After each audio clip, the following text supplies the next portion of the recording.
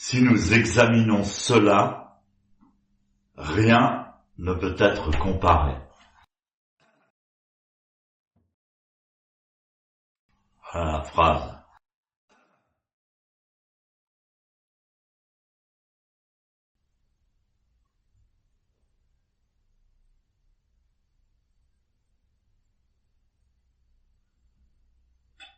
Qu'est-ce que c'est cela?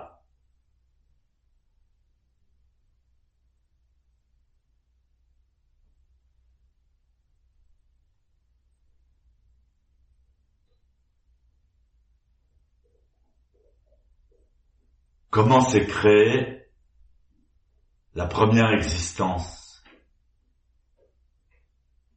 À partir du rien.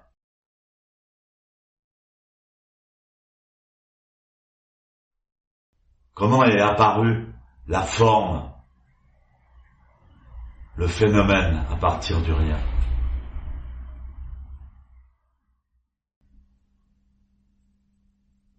En se contemplant soi-même. Le vide s'est contemplé lui-même.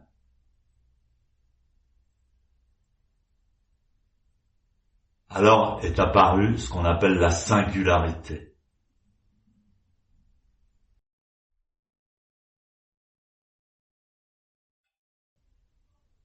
On dit dans l'Anya Shingyo, on dit dans les sutras, tout est vide.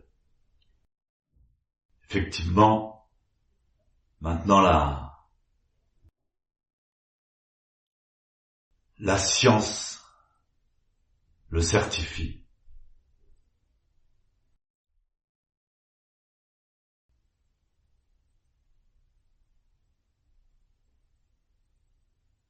Dans l'univers, il y aurait 9,99999% d'espace. Et seulement 0,000001 de quelque chose.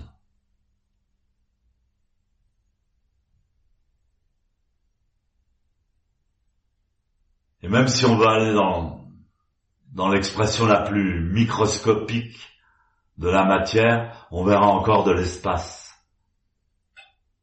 Même un atome de carbone qui a la densité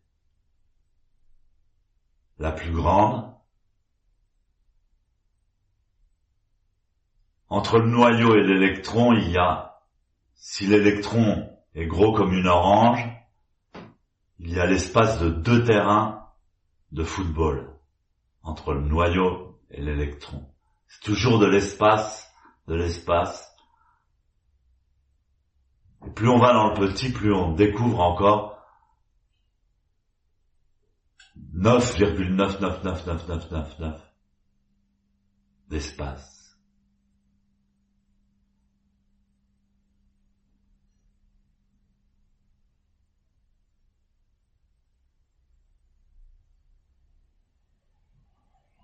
Et en fait, dans l'univers, rien ne se touche.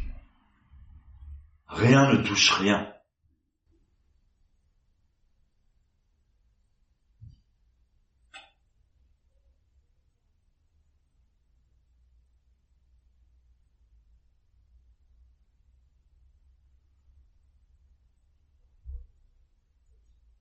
On en viendra à penser que même la matière est du vide un peu plus dense, qui a une densité un peu plus grande et donne l'illusion de solidité.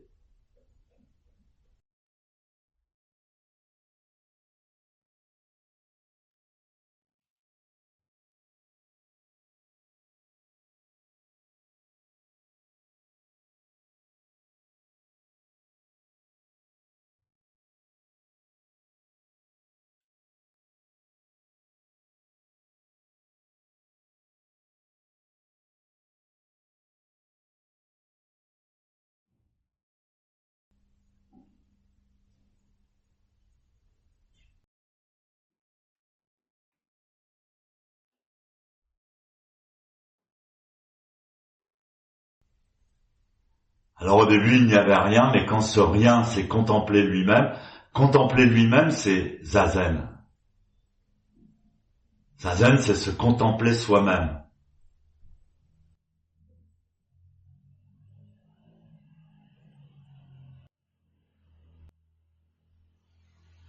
Donc quand le vide, quand le rien s'est contemplé lui-même, il est apparu ce qu'on appelle une singularité.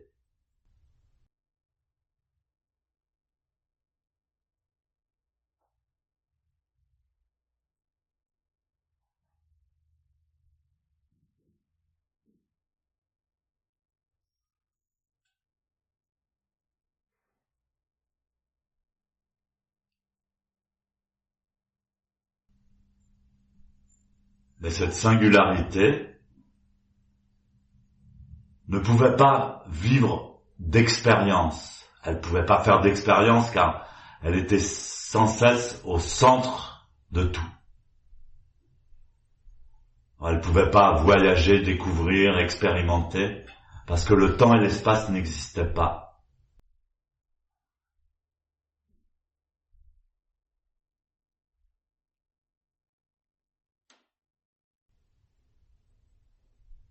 Alors même si elle se déplaçait de milliers de kilomètres, elle était toujours au centre de toute chose.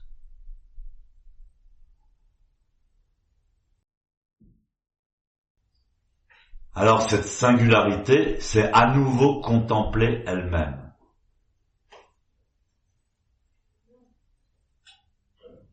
À ce moment-là est apparue la conscience primaire et la conscience secondaire. Elle s'est contemplée elle-même. Il y a donc l'observateur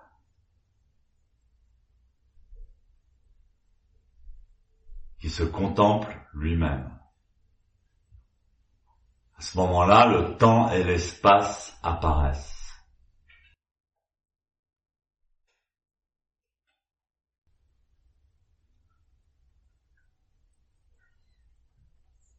Puisque la conscience secondaire prend du temps et de l'espace par rapport à la conscience primaire.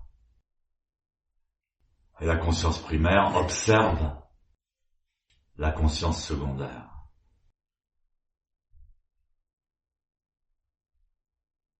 Alors une fois que le temps et l'espace sont apparus, on a pu commencer à expérimenter, faire l'expérience, être conscient.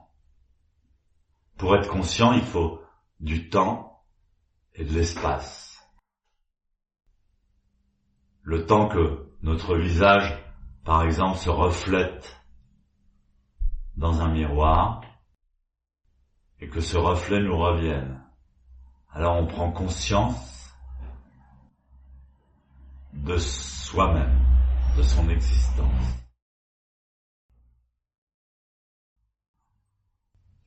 Comme Narcisse.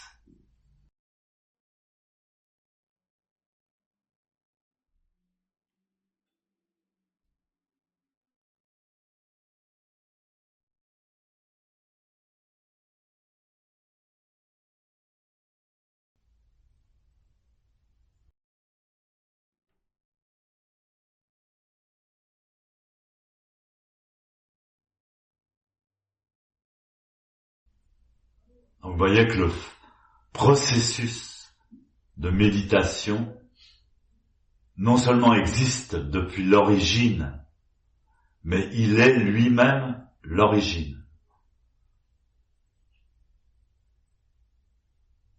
Se contempler soi-même, c'est à l'origine de toute chose.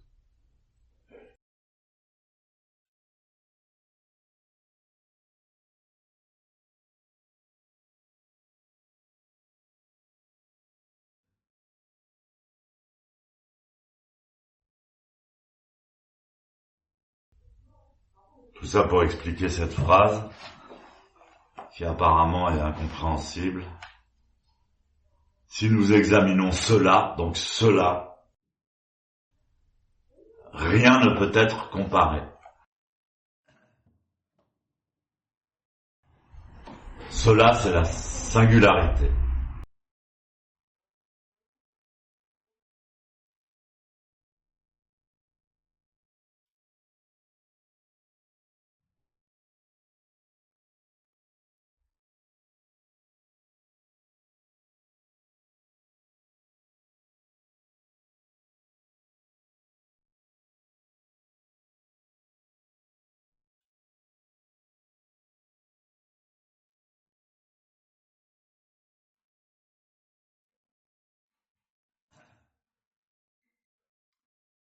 Et cela, c'est la conscience secondaire, c'est-à-dire nous. Et pendant Zazen, on s'observe soi-même. On se contemple soi-même.